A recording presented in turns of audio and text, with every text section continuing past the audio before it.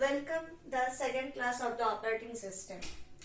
In the previous class, we have discussed about what is operating system, what are the different functionalities of the operating system, and what are the objectives of operating system. Today we are going to discuss about the types of operating system. Now, operating system is basically, we have discussed that operating system is basically a system software which is basically the component of the computer system.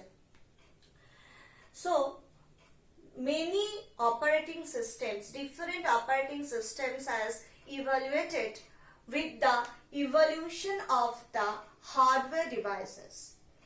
The new hardware devices have come and the new operating systems are also introduced.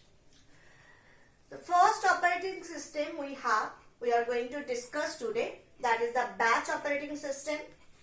After that we have multi-programming operating system and then multitasking operating system. After that we are going to discuss about multiprocessor operating system and then distributed operating system, and at the last we are going to discuss real-time operating system. I am not saying these are the all types of available operating system. There are many others operating systems like network operating system, mobile operating systems are available in the market. But today we are going to discuss about these types of operating systems. So, at the beginning we are going to start with batch operating system.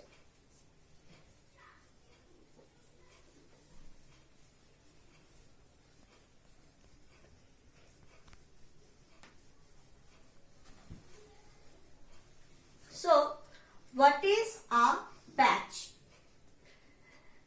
Suppose in your class you have 60 students. All those 60 students are attend their theory classes all together. But when they are going to lab, they are going to distribute it into two batch.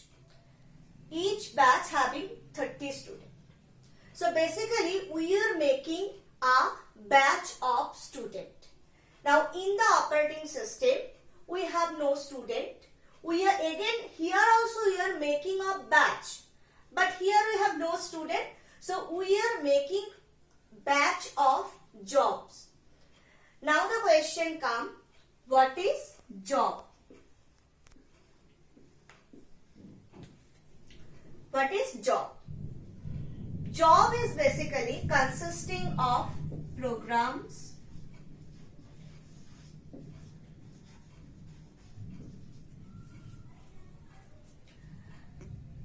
and with that all the resources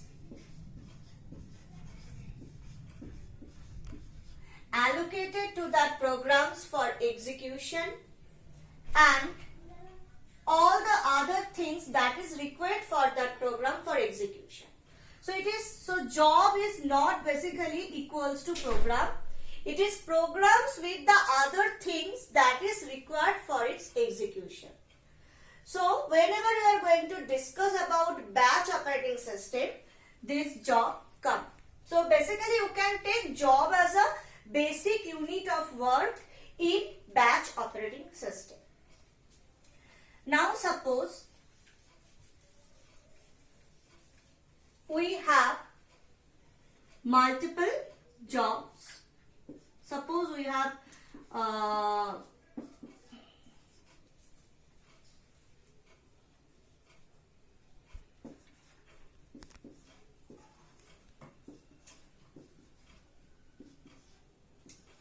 total 6 numbers of jobs waiting for execution, and from this 6 number of job we are making 2 batch. This is my batch 1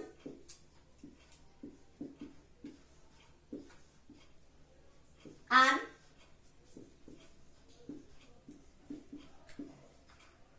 this is my batch 2. Now the question comes about which basis we are making this batch. This batch is making depends on the similarities.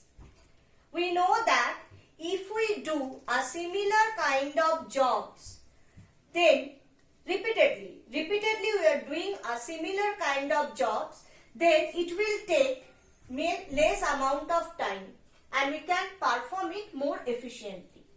So suppose this batch is made like that, all these are going to perform a addition program and all these required a subtraction. So just basis of the similarities of the requirement, maybe all these jobs are written in Fortran program and all these are written in COBOL. So basis on the similarities, we are first to need to make these batches. So this is the first thing we need to do. So now we have two batches, batch 1 and batch 2. Now in our batch operating system, we have a punch card. Punch card is basically a card like this. It will help us to taking input or display output. So all these jobs are accommodating as a batch and the total batch is submitted to the punch card. So suppose at that first initially we are submitting this batch 1 as an input to this punch card. Now, so firstly this punch card is going to take it, read the inputs, and after that it will send it for processing. Now it will send to the CPU operating system. Now the operating system process the total batch and then it will give again the output, and output is going to display with the help of this punch card. So in this way the batch operating system will work. Firstly we need to make the batches and then the total batch is going to be submitted as an input to the punch card, and then the punch card is going to communicate with the operating system or the total computer system, and whatever processing needed is done here, and after that the output is going to be delivered to the punch card, and again the user is going to take the output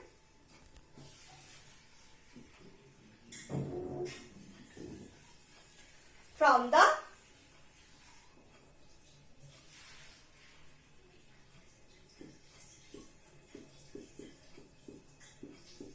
punch card. Now here user is basically a person who is going to handle the total things, the input and output.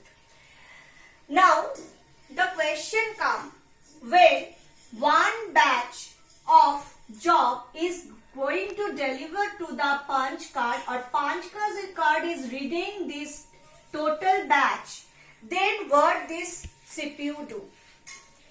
This is a very important question because we know that CPU is the very much costly thing. We cannot afford a CPU to be idle. But in case of batch operating system, when the punch card is reading the data or the punch card is writing the output, at that time the CPU, obviously the CPU is going to be idle. So for this reason, in case of batch operating system, the total CPU utilization is very poor. It is only utilized at this time period. It is not utilized in this input time or in this output time because the total thing is done serially. No one is there for utilizing the CPU. Okay. So this is basically the batch operating system. In batch operating system, the CPU utilization is very poor, but this is the first operating system we have. Okay. Now we are going to discuss about multi-programming operating system. you have to remember one point. In case of batch operating system, the CPU utilization was very poor. Now, in case of multi-programming operating system, suppose we have 3 processes. Now, when we are talking about batch operating system, the basic unit of work was job. But in this case, the basic unit of work is process. Now, suppose we have P1, P2 and P3. These are the 3 processes loaded in my main memory. Now we have, so firstly we are going to talk about uniprocessor system, which have a single processor or CPU. So this CPU firstly is allocated to P1. Now P1 is a process. This process is not always required CPU. When it is doing some input-output operation, at that time the CPU is not utilized by P1. Now when we are in a multi-programming system, at that time CPU can be utilized by P2 or P3. That is basically the multi-programming system. That is basically the multi-programming. Multi-programming does not mean that at a time CPU is utilized by multiple processes. It cannot be possible. One processor or one CPU always can execute only one process. But here we have multiple processes loaded in my main memory, and when one process is not utilizing the CPU, at that time another process can execute with the help of CPU. That is the only thing. When P1 process is not utilizing the CPU, at that time P2 and P3 can be utilized. So when we are talking about multi-programming system, first thing we need to remember that multi-programming does not mean that multiple program at a time utilizing the CPU. When one process is idle, when one process is not utilizing the CPU, at that time only another process can utilize the CPU. That is the thing. Another thing you need to remember that when P1 is going to release the CPU, that depends on only P1. Until P1 voluntarily release the CPU, P2 cannot use that. That means it does not mean we are in a multi-programming environment. It does not mean that we can deallocate CPU forcefully from P1 and allocate to the P2. It does not mean. When P1 voluntarily deallocate CPU or release CPU, then only P2 can use the CPU. These are the 2 things you need to remember in case of multi-programming system. Suppose we are in a system where we have multiple processes. That is, we are talking about a multi-processing operating system. The scenario is just like the same. The only thing is what? Suppose we have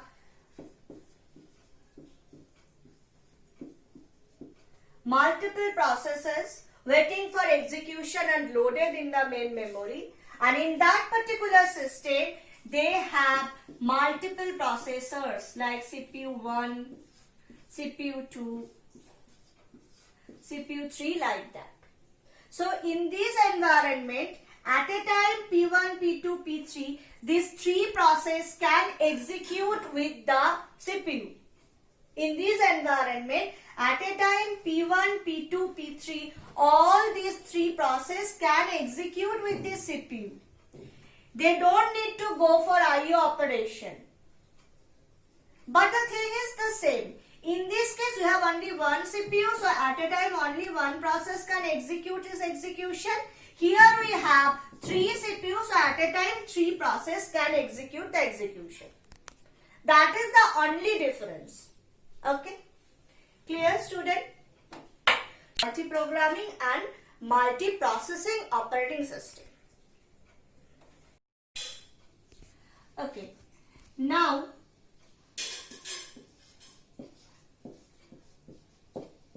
let's talk about multitasking.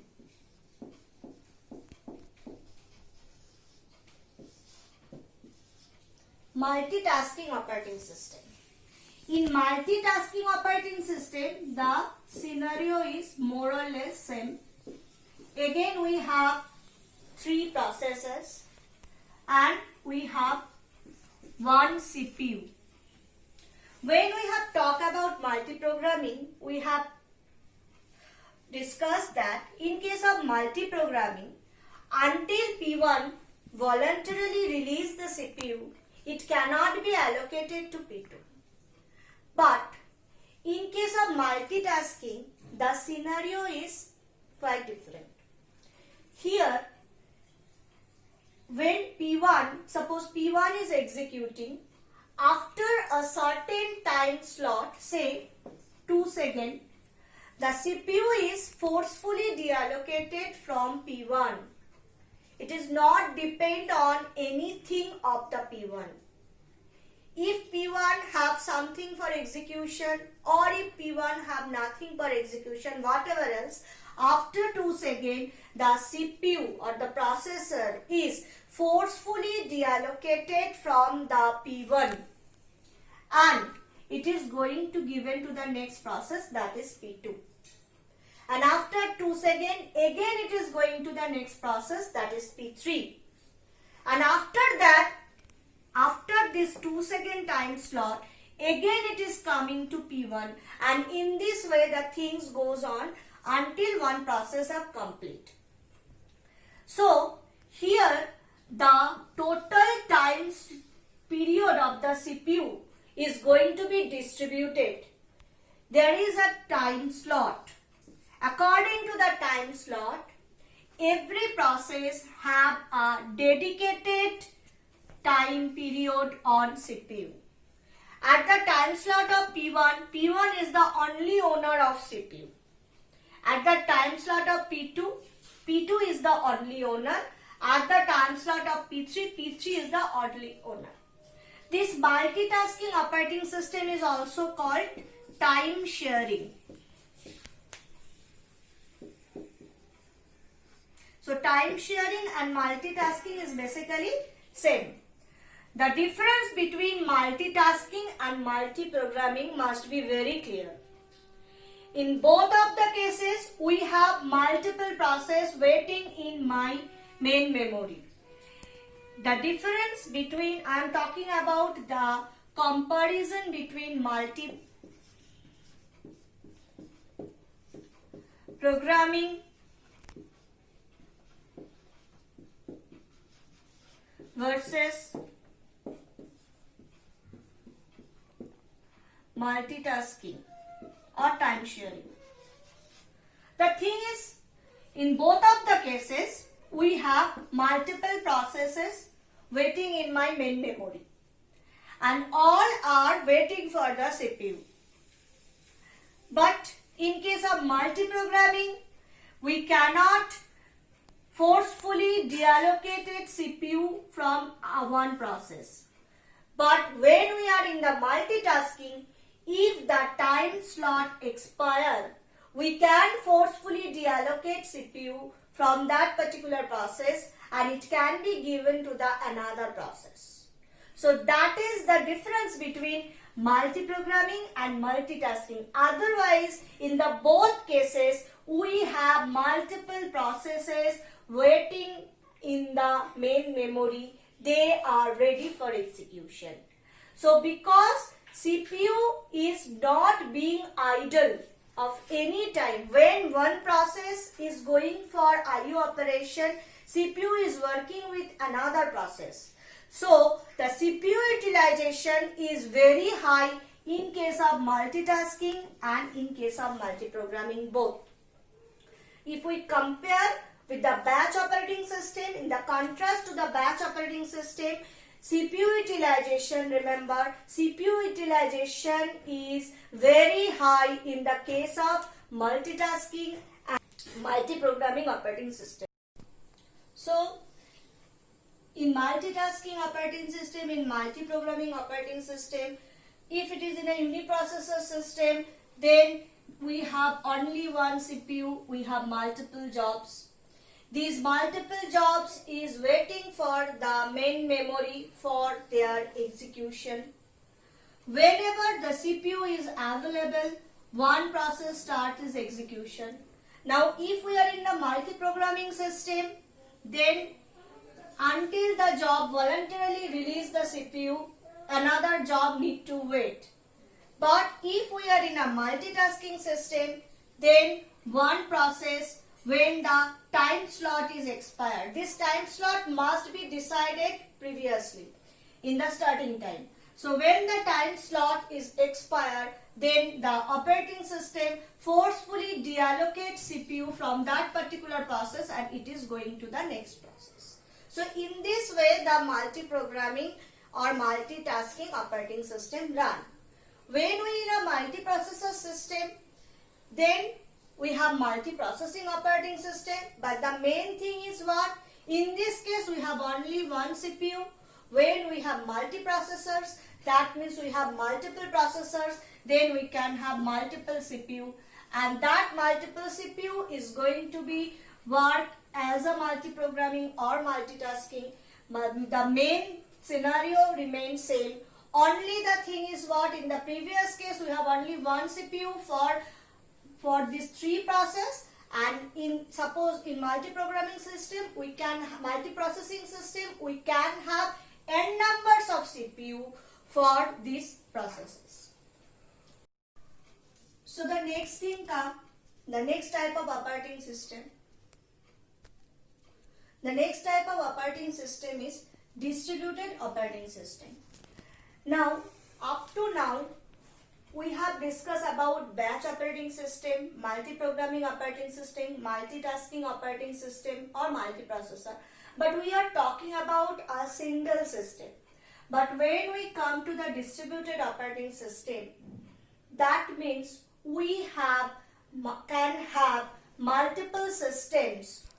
All are independent. That means we can have multiple workstations or multiple system. They all can individually work. They are independent of each other.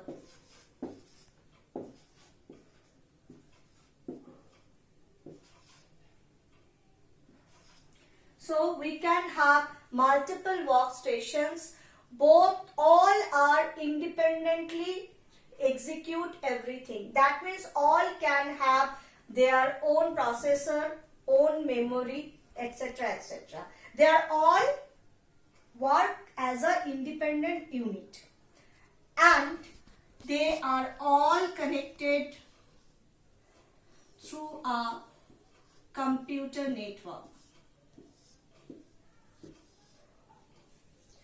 So all these nodes are independent system and all these nodes are connected through a computer network.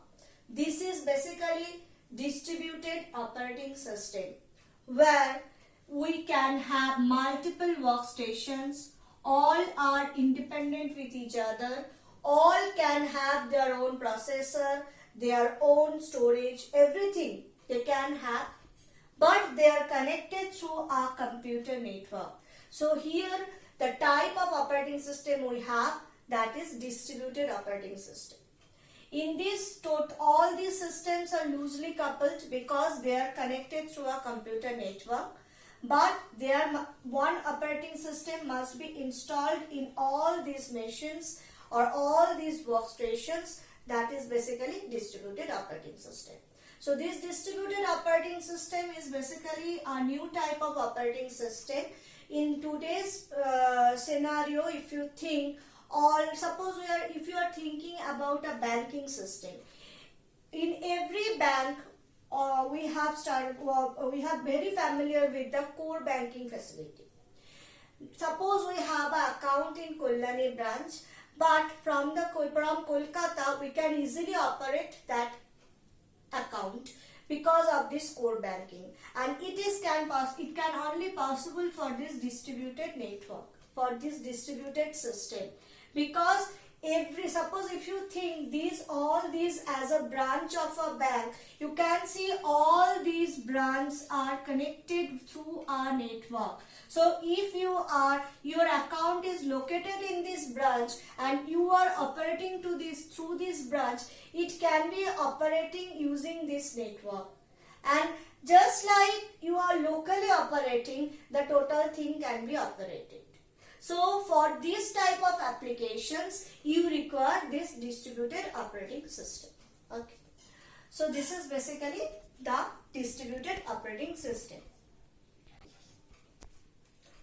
Now the next type of operating system is real-time operating system.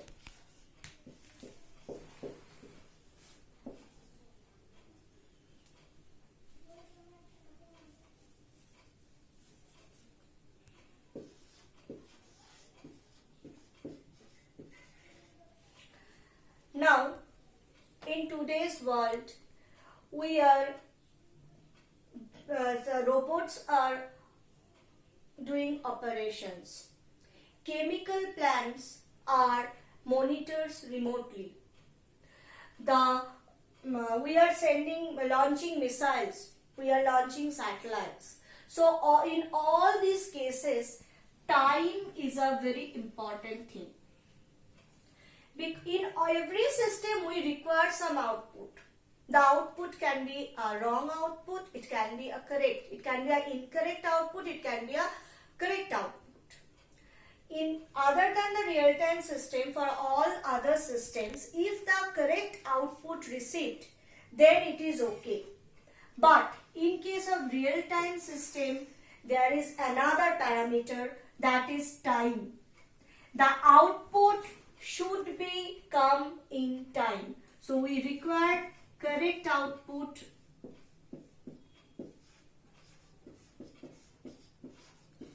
and it must come in time. If the time is not present, that means it is not come in the specified time, within the specified time period, then the output is also not required. That is basically the real-time operating system. Suppose, for example, if you think about a chemical plant, suppose there is a system going on in the chemical plant where it is monitoring the temperature of the plant. And the system is like that, if the temperature goes below, suppose beyond this T1 degree Celsius, an alarm will automatically generate. So for this system, if the alarm is not generated in that particular time, suppose the system is designed like that, when it is go greater to the T1 degree Celsius, the alarm will generate it in 0.0001 millisecond. Now it will take greater than this time, then the plant is going to be a burst. Then the output is not required, because then the alarm is generated or not, it is not required at all. So this is basically a real-time system. When a robot is doing an operation, every instructions must be executed in the specified time. Otherwise, patient can die. So all these are example of real-time operating system. So in every time, this time is very much important. So for this kind of system, we have real-time operating system. Now this real-time operating system can be of two types. One is hard real-time operating system.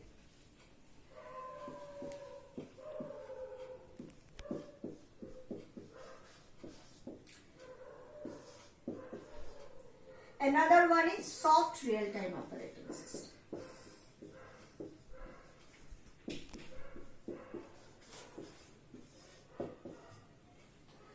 Whatever examples I have given, that is come in the hard real-time category. Because in that case, 1 millisecond is a very much greater time. So, no deviation is going to allow with time for this hard real-time operating system. When a satellite is launched, everything must be in time. Any deviation from the specified time is not going to be allowed in case of hard real-time operating system. But in case of soft real-time operating system, some range is given. Suppose when think about the video streaming. When you are just showing a video in online video, at that time the streaming is done, it is again a real-time operating system. But if the frames are not come in time, then it results to a poor quality video. But a massive disaster is not going to happen. That is basically an example of soft real-time operating system. In this case, time is again important, because if we don't maintain the time, the output quality will be poor. But a massive destruction will not happen, which will cause for hard real-time operating system. So for hard real-time operating system, if we don't maintain time, a massive disaster can be happen. A massive destruction can be happen. But in soft real-time operating system, a range is given. If the range is not maintained or the time is not maintained, then only the quality degradation of the output will happen. No massive disaster will happen.